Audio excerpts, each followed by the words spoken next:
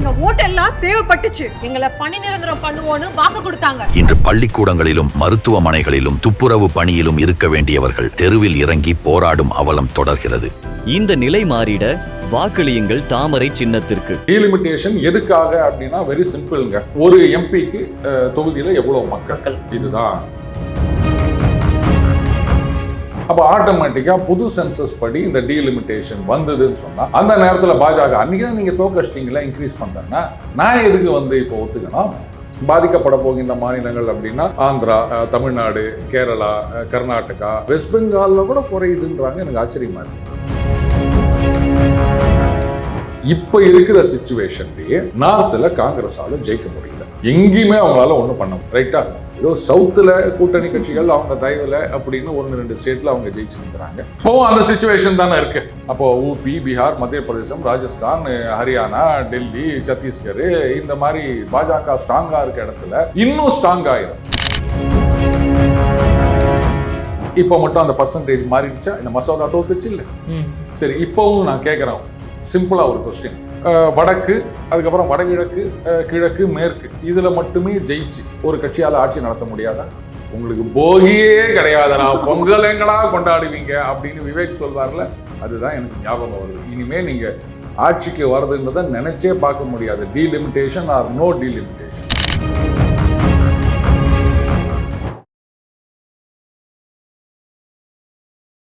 இளையபாரத நேயர்களுக்கு வணக்கம். இன்னைக்கு நம்ம நேர்களில் நம்ம சிறப்பு விருந்தினர் அரசியல் விமர்சகர் அருண் சார் அவர்கள் தான். சார் வணக்கம் சார். வணக்கம் விக்ரம். இப்போ கரெக்டாக சொல்லிருக்கீங்களா சார்? கரெக்டாக சொல்லிருக்கீங்க. Okay sir. இப்போ நம்ம பார்த்துருந்தோம் பார்லிமெண்ட்ல தொகுதி மறுவரையறை அப்படின்ற சட்டத்தை பாஸ் பண்ணலான்னு, அதை வச்சு உமன் ரிசர்வேஷன் பில்லும் பாஸ் பண்ணிடலான்னு பார்த்தாங்க. பட் முட்டுக்கட்டை ஆகி போச்சு சார்.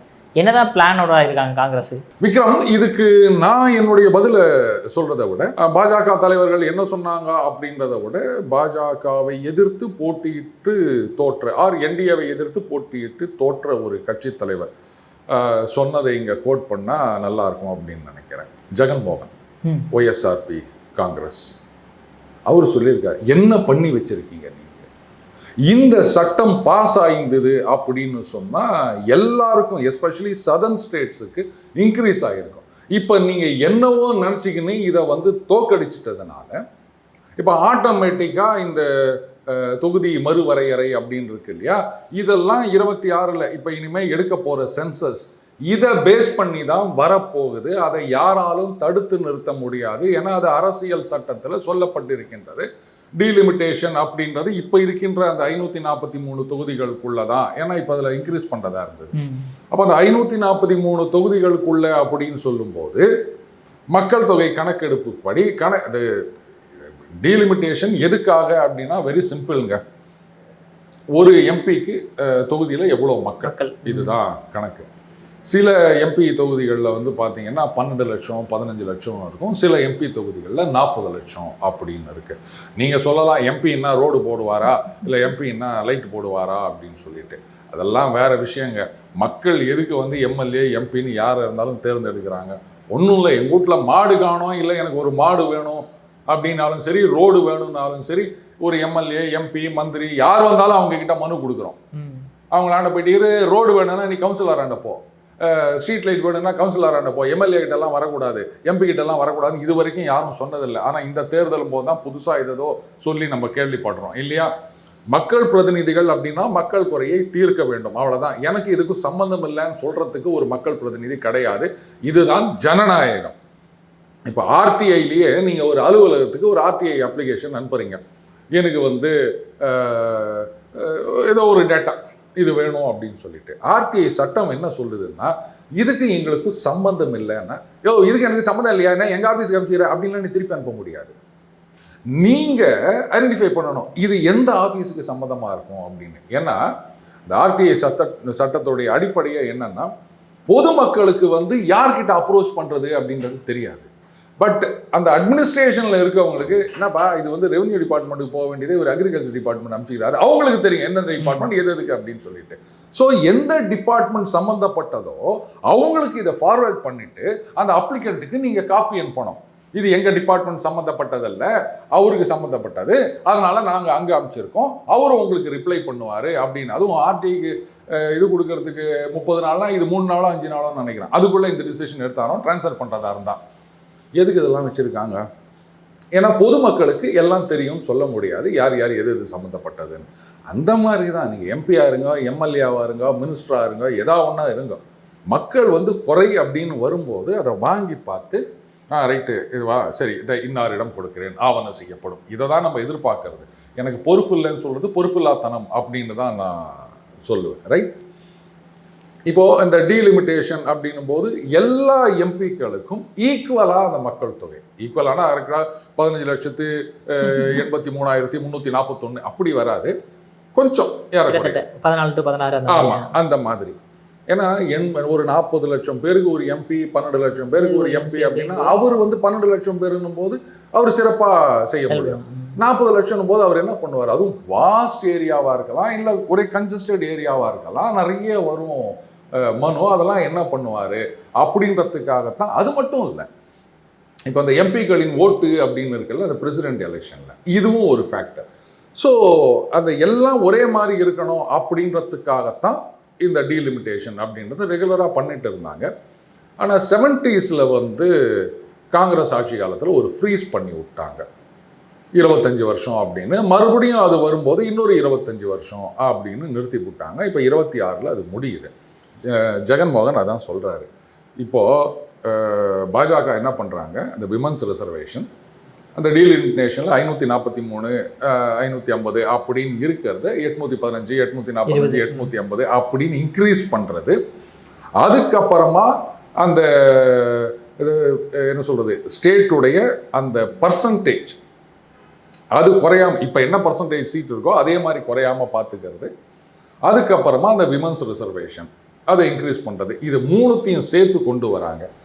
இவங்க வந்து என்னவோ நினச்சிங்கன்னா அதை தோக்கடிச்சிட்டாங்க. ஸோ ஜெகன்மோகன் என்ன சொல்கிறார், இப்போ நீங்கள் தோக்கடிச்சிட்டிங்கல்ல, இப்போ இதோட இந்த 26ஓட அந்த 25 வருஷம் தள்ளி வச்சது முடிஞ்சு போச்சு. அப்போ ஆட்டோமேட்டிக்காக அப்போ இருக்கின்ற சென்சஸ் இப்போ புதுசாக எடுக்க போகிற சென்சஸ் இதை பேஸ் பண்ணி தான் அந்த டீலிமிட்டேஷன் வந்து நடத்த போகிறாங்க. அதை எதிர்த்து நீங்கள் கோர்ட்டுக்கு போக முடியாது. பாராளுமன்றத்தில் இன்னொரு 25 வருஷத்துக்கு நாங்கள் தள்ளி வைக்கிறோம் அப்படின்னா உங்களுக்கு மெஜாரிட்டி வேணும். அதுக்கு 2/3 மெஜாரிட்டி தேவையில்லை, சிம்பிள் மெஜாரிட்டி. மெஜாரிட்டி இருந்தால் கவர்மெண்ட்டே ஃபார்ம் பண்ணியிருப்பாரு, நம்ம ராகுல் வந்து பிஎம் ஆயிருப்பார்ல. அது இல்லாமல் தானே உட்காந்து நிற்கிறீங்க நீங்கள்.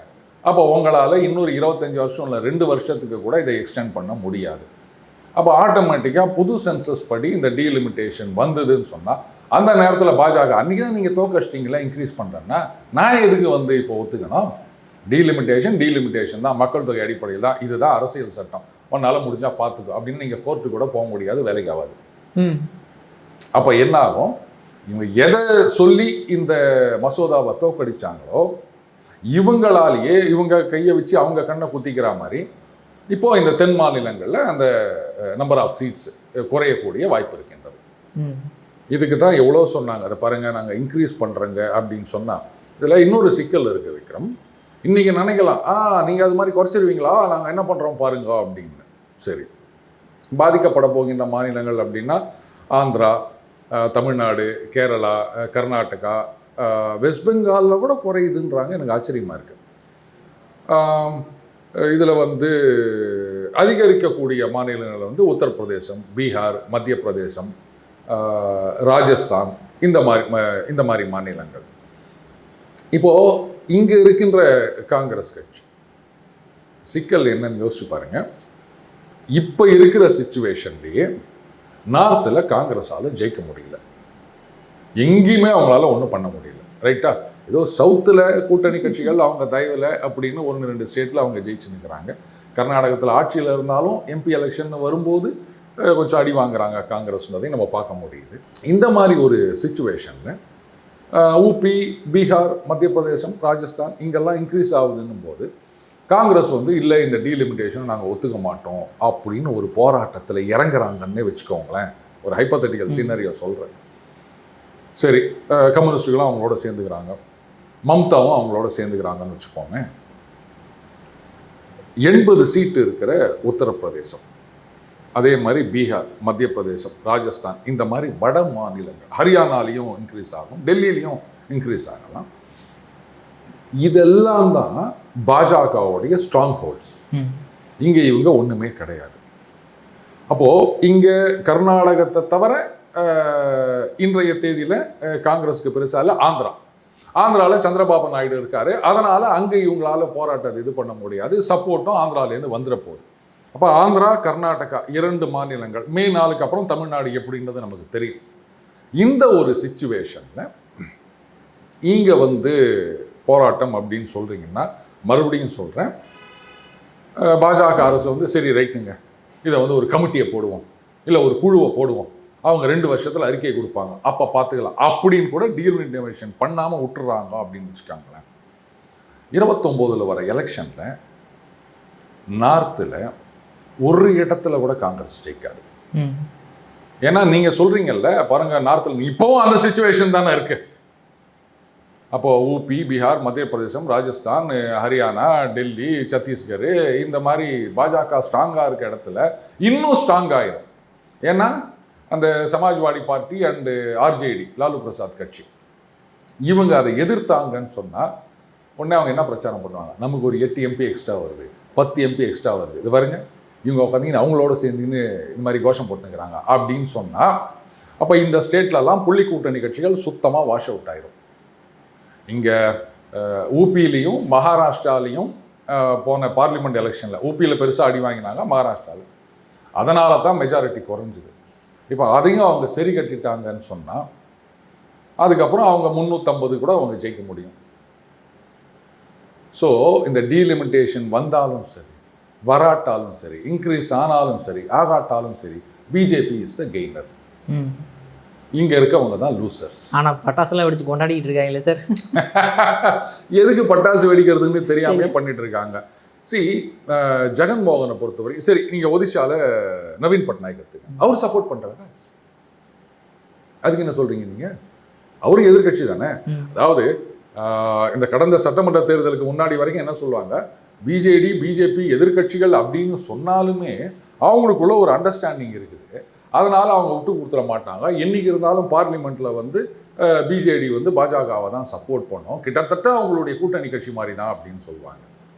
இப்போது அவர் சிஎம்மாக இருந்தார், அவரை பொறுத்த வரைக்கும் ஏதோ நான் சிஎம்மாக இருக்கேங்க, நேஷனலில் நீங்கள் இருந்துக்கங்க, இப்போ அந்த சிஎம் பதவியும் போயிடுச்சு. அப்படி இருக்கும்போதும் இவர் இதை சப்போர்ட் பண்ணுறாரு. இதுக்கு என்ன சொல்லுவீங்க நீங்கள்? அப்போது உங்களுடைய எதிர்ப்பு அப்படின்றது எந்த விதமான பிரயோஜனத்தையும் கொண்டு வராது. வேறஸ் இதை நீங்கள் பாஸ் பண்ணியிருந்தீங்கன்னு சொன்னால் அந்த பெண்களுக்கான இடஒதுக்கீடும் வந்திருக்கும். அதுக்கப்புறம் அக்ராஸ் த போர்டு 50%.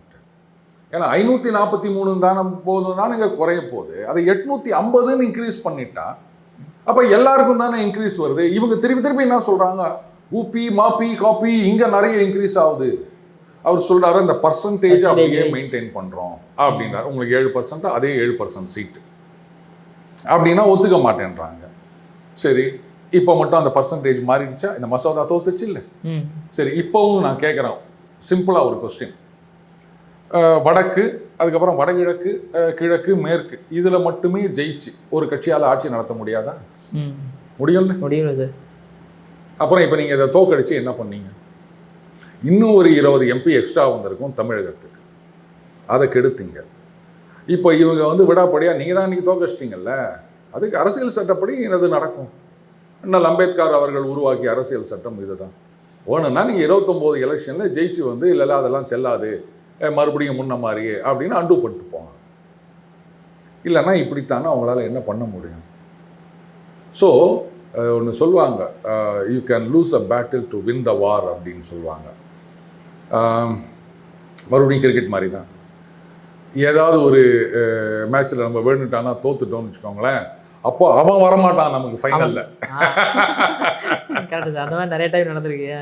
அந்த மாதிரி தான் இன்னைக்கு தோக்கிற மாதிரி ஏதாவது பார்லிமெண்ட்டில் தோக்கடிச்சதை பெரிய விஷயமா நினச்சிட்டு கொண்டாடிட்டு இருக்காங்க புள்ளி கூட்டணி கட்சிகள். உங்களுக்கு போகியே கிடையாதுடா, பொங்கல் எங்கடா கொண்டாடுவீங்க அப்படின்னு விவேக் சொல்வார்ல, அதுதான் எனக்கு ஞாபகம் வருது. இனிமேல் நீங்கள் ஆட்சிக்கு வருதுன்றதை நினச்சே பார்க்க முடியாது. Delimitation or no delimitation, increase or no increase. நார்த்தை பொறுத்த வரைக்கும் ஸ்ட்ரென்தன் பண்ணிட்டாங்க பாஜக, நீங்கள் அதோட மறந்துடுங்க. அடுத்தது தெற்கு மாநிலங்களை பற்றி பாஜகவுக்கு கவலையே இல்லை, அதனால தான். அது அப்படி கிடையாதுங்க. இன்றைக்கி எஸ்ஐஆர் வந்தப்போ பார்த்தீங்களா, தமிழகத்தில் ஆட்சியை பிடிக்கணுன்றதுக்காக இது மாதிரி கொண்டு வந்தாங்கன்னாங்க. கேரளாவில் எவ்வளோ மும்முரமாக வேலை பார்த்துட்டு இருக்காங்க. இன்னைக்கு அதிமுக கூட்டணியில் சேர்ந்ததுக்கே என்ன சொல்கிறாங்க பார்த்தீங்களா, எப்படியாவது தமிழ்நாட்டில் கால் பதிக்க வேண்டும் என்பதற்காக பாஜக. அப்போது தமிழ்நாட்டுக்கும் அவங்க ஈக்குவல் இம்பார்ட்டன்ஸ் கொடுக்குறாங்கல்ல. இங்கேயும் ஜெயிக்கணும், இங்கிருந்தும் என்டிஏக்கு வந்து ஒரு மினிமம் 20 எம்பியாவது போனோம், மேக்ஸிமம் 40ன்னு அவங்க கணக்கு பண்ணிட்டு இருக்காங்கல்ல. அப்புறம் வந்து தமிழகத்தை பற்றியோ இல்லை தென் மாநிலங்கள் எம்பியை பற்றியோ அவங்களுக்கு கவலை இல்லைன்னு சொல்கிறது அப்பட்டமான பொய்ன்னு தெரியலையா அவங்களுக்கு? பாஜகவை பொறுத்த வரைக்கும் ஒட்டுமொத்த இந்தியாவில் எல்லா மாநிலங்கள்லையும் பாஜக ஆட்சி இருக்கணும் அப்படின்னு நினைக்கிறாங்க. அதை எப்படி நீங்கள் தப்புன்னு சொல்ல முடியும்? ஒவ்வொரு கட்சியும் அப்படிதாங்க நினைப்பாங்க. இப்போ காங்கிரஸ் நினைச்சது இல்லையா, காங்கிரஸ் இருந்தது இல்லையா, அதை காப்பாற்றிக்க துப்பு இல்லை, ஊழல், வாரிசு அரசியல்னு இப்படியே அவங்க கட்சியை ஒன்றும் இல்லாமல் பண்ணாங்க. எந்த மாநிலத்திலையும் எந்த தலைவரும் வந்துடக்கூடாது, ஐயோ நாளைக்கு இவன் நமக்கு போட்டியாக வந்துடுவானா, அவனை கட்டம் கட்டு அப்படின்னு நம்ம கட்சிக்காரங்க காங்கிரஸில், நீங்கள் வேற கட்சியை நினச்சிக்காதீங்க, இப்படி பண்ணியே வந்து கட்சியை ஒன்றும் இல்லாமல் பண்ணாங்க. 1008 கோஷ்டிகள். எதுக்காக அப்படின்னு சொன்னால், இங்கேயே சண்டை போட்டுருந்தாங்கன்னா அவங்க அங்கே வந்து நம்மளோட சண்டை போட மாட்டாங்க. அதனால இப்படி நம்ம அந்த வடிவேலு வந்து எல்லா பொது இடத்துல எல்லாரும் கூட்டு வந்து சண்டை போடுங்க அப்படின்னு வரல, அந்த மாதிரி இப்படி பண்ணியே கட்சியை நீங்கள் நாசம் பண்ணீங்க, ஆட்சியை நாசம் பண்ணிட்டீங்க. அப்புறம் வந்து இப்படி நாடு முழுக்க ஒரே கட்சி ஆட்சி என்ன? அப்போ அரசியல் சட்டம் அதை தப்புன்னு சொல்லலைல்ல. ஜனங்க ஓட்டு போட்டாங்கன்னா வரப்போகிறாங்க. ஆரம்ப காலகட்டத்திலேருந்து எல்லா மாநிலங்களையும் காங்கிரஸ் தானே இருந்தது. அப்போ யாரும் இதெல்லாம் தெரியலையா? இப்போ பாஜக வந்தாதான் இல்லை அவங்க ட்ரை பண்ணாதான் இது தெரியுதா அவங்களுக்கு? ஸோ இவங்க நமக்கு நாமே சூனியம் வச்சுக்கினாங்க விக்ரம். இதுதான் நடந்தது. ஓகே சார், அடுத்து நம்ம கமலஹாசன் அவர்களுக்கு வருவோம் சார். இப்போ திடீர்னு பிரச்சாரத்தையும் ஆரம்பிச்சிட்டாப்புல ஒரு பக்கம். இன்னொரு பக்கம் என்னடான்னா ஸ்டேஜ்லேயே சொல்கிறாரு, கலைஞர் அவர்கள் அப்பயே என்னை கேட்டார், ஏன் திமுகவில் வந்து நீ ஜாயின் பண்ண மாட்டேங்கிறேன்னு. அப்போ பயந்துட்டேன், இப்போ வந்து குடும்பத்தோட இணைஞ்சிட்டேன் அப்படின்றாரு சார். ஆனால் விக்ரம், இதில் எனக்கு ஒரு சின்ன டவுட் இருக்குது. எனக்கு 21 வயசாக இருக்கும்போது அப்பா டெலகிராம் அனுப்பினார் அப்படின்னு. ஒருவேளை இன்னைக்கு நம்ம ஆப் வச்சிருக்கோம், அந்த டெலகிராமை சொல்கிறாரா? அது இருக்க முடியாது. ஏன்னா அப்போ வந்து மொபைல்ன்ற கான்செப்டே யாருக்கும் தெரியாது. அவருக்கு 21 வயசு இருக்கும்போதுன்னா ஒரு 50 வருஷத்துக்கு முன்னாடி அப்படின்னு வச்சுக்கலாமா? 70s 76. இவருக்கு என்ன வயசு? 70 வயசா? சரி, ஏதோ குன்சமா, அதாவது அந்த ஒரு 71லிருந்து 75 76 காலகட்டத்தில் அப்படின்னு நம்ம அசியூம் பண்ணிக்கலாம். ஈவன் 77 அப்படின்னு எக்ஸ்டெண்ட் பண்ணால் கூட 76 ஜனவரி வரைக்கும் கலைஞர் அவர்கள் வந்து முதலமைச்சராக இருந்தார். கலைஞர் தானே சொன்னார் அவரு டெலிகிராம் அமைச்சாருன்னு. ஏன் அப்போது சிஎம்மா இருக்கும்போது அவர் வந்து அப்பா அவரை வந்து பார்க்க சொல்லு அப்படின்னு சொன்னால் இவர் என்ன போயிருக்க மாட்டாரா? நேராக பேசியிருக்க மாட்டாங்களா? டெலிகிராம் அமைச்சார் அப்படின்றாரு. அதாவது வழக்கமாக இல்லை இந்த சட்டத்தை கொண்டு வரணும், இல்லை இலங்கை தமிழர்களை பாதுகாக்க வேண்டும், எல்லாம் வந்து தந்தி அடிங்கோ அப்படின்னு ஒரு காலத்தில் பண்ணுவாங்க. ஏதாவது ஒரு போராட்டம் அப்படின்னா உடனே ஆயிரக்கணக்கான லட்சக்கணக்கான தந்திகள் அப்படின்னு. ஒரு முதலமைச்சர், சரி ஒருவேளை அது 77, எனக்கு கமல் வயசு சரியாக தெரியல, ஒரு 77 78 காலகட்டத்தில், அதாவது கலைஞர் அவர்கள் எதிர்க்கட்சி தலைவராக இருந்த காலகட்டத்தில் அப்படின்னா கூட இவர் என்ன அவ்வளோ பெரிய அப்பாட்டகரா? நேரில் சொல்லி இல்லை யார்கிட்டயோ சொல்லி அமிச்சா அவர் வரமாட்டாரா? டெலகிராம் அடிக்கணுமா? எங்கேயாவது நம்புற மாதிரி இருக்காது. இல்லை எனக்கு யாராவது சொல்லுங்களேன், எதுக்கு டெலகிராம் அடிக்கணும்? இல்லை நீங்கள் நாளைக்கே வந்து, இல்லை நாளைக்கே இல்லை அடுத்த பஸ்ஸை பிடிச்சி இங்கே வந்து சேரணும் அப்படின்னு ஏதாவது கட்டாயமா? எதுக்கு இந்த மாதிரி வந்து நம்ப முடியாத பொய்யெல்லாம் சொல்லிட்டு இருக்காரு அப்படின்னு எனக்கு தெரியல. அதுக்கப்புறமா 10 சீட்டு கொடுத்தா கூட, நான் நினைக்கிறேன் 10 கொடுத்தும் பத்தலைன்றதுக்காக 10 வச்சுட்டீங்களே, இப்போ இது 10 எரியுதே அப்படின்னு மேடையில் இன்னொருத்தரை பார்த்து ஏதாவது சொல்றாரோ? யாரும் ஞாபகம் வருதா?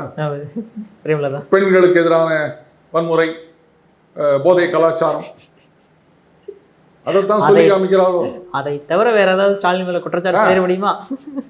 அது வேற மறுபடியும் ஒரு விளக்கம் வேற கொடுக்குறாங்க. விளக்கம் என்னது சார்? அதாவது 2வது முறை ஸ்டாலின் அவர்கள் முதலமைச்சராக பதவியேற்பார், 7வது முறையாக திமுக வந்து ஆட்சி கட்டிலில் ஏறும், அப்போ வந்து பெண்களுக்கு உரிய பாதுகாப்பு வழங்கப்படும். அப்போ இது வரைக்கும் வழங்கலன்னு அர்த்தமா? நீங்களே சொல்லுங்களேன். நாங்கள் வந்து இப்போ ஆட்சிக்கு வந்தால் ஓபிஎஸ், ஓல்டு பென்ஷன் ஸ்கீம் நாங்கள் கொடுப்போம் அப்படின்னு சொன்னால் அப்போ இது வரைக்கும் கொடுக்கலன்னு தானே அர்த்தம். ஆமாம் சார். அப்போது 2வது முறையாக ஆட்சிக்கு வந்த பிறகு பெண்களுக்கு பாதுகாப்பு கொடுப்பார் அப்படின்னா அப்போ இது வரைக்கும் கொடுக்கலன்னு தானே அர்த்தம். அதைத்தான் இவர் சொல்றாரு. 10 பத்த வச்சுட்டீங்களா பத்தி அப்படின்னு அவர் சொல்லியிருக்காருன்னு தான் நான் நினைக்கிறேன். அண்ட் அவரை பொறுத்த வரைக்கும் பாருங்க, நான் எதுவுமே கேட்க மாட்டேன். நான் தான் வந்து அந்த குடும்பத்தோடு சேர்ந்துட்டேன்னு சொல்லிட்டார்ல, நான் தான் அன்றைக்கே சொன்னல wholly owned subsidiary of DMK அப்படின்னு. அதில் இன்னொரு விஷயம் கவனிக்கணும். நாங்கள் அப்படின்னு சொல்லிட்டு நான் குடும்பத்தில் இணைந்து விட்டேன் அப்படின்னாரு. கவனிச்சிங்களா? அதுக்கு என்ன அர்த்தம் தெரியுமா?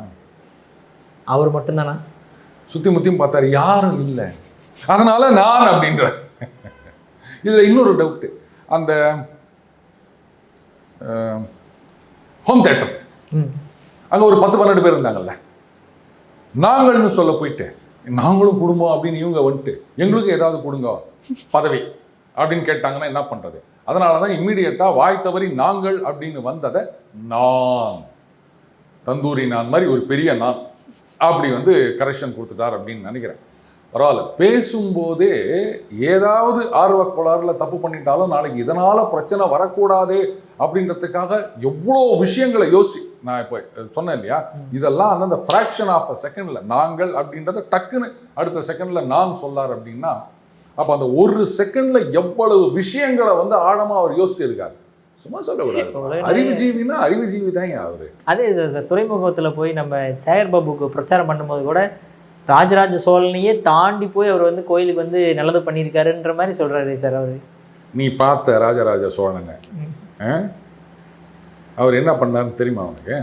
சரி, உனக்கு தான் கோவில் சாமினாலே ஆகாதில்லை, அப்போ உங்கள் கொள்கைக்கு எதிராக ஒருத்தர் நடந்துக்கிறாருன்னும் போது அட்லீஸ்ட் அதை கண்டுக்காமல் போனோம்.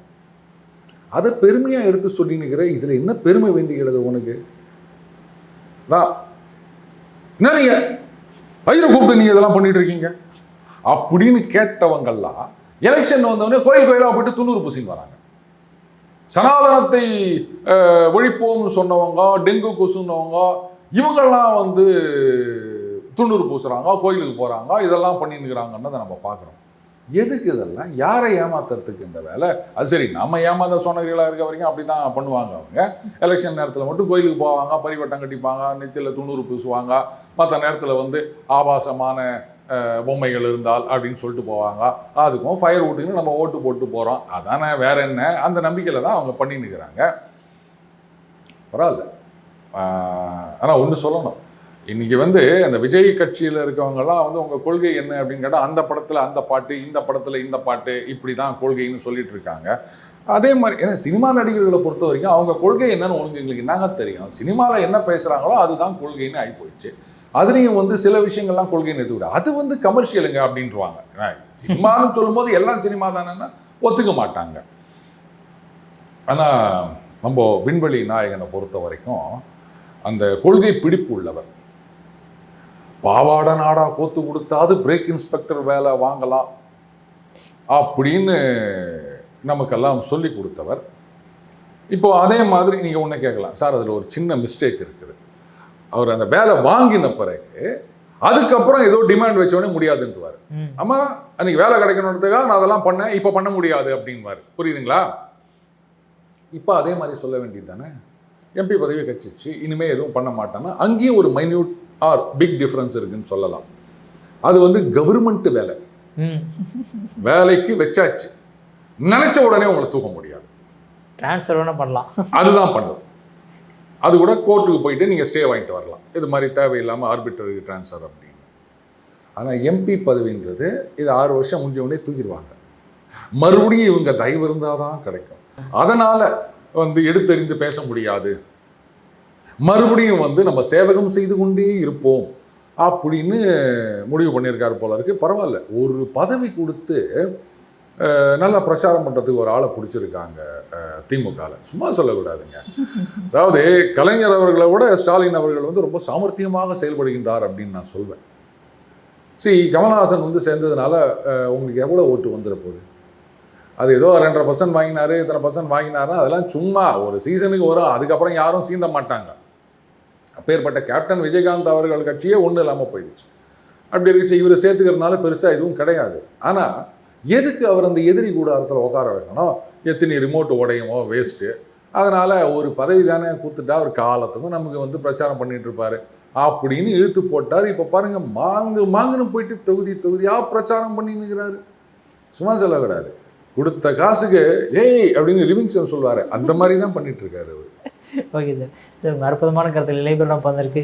மிக்க நன்றி சார். நன்றி விக்ரம்.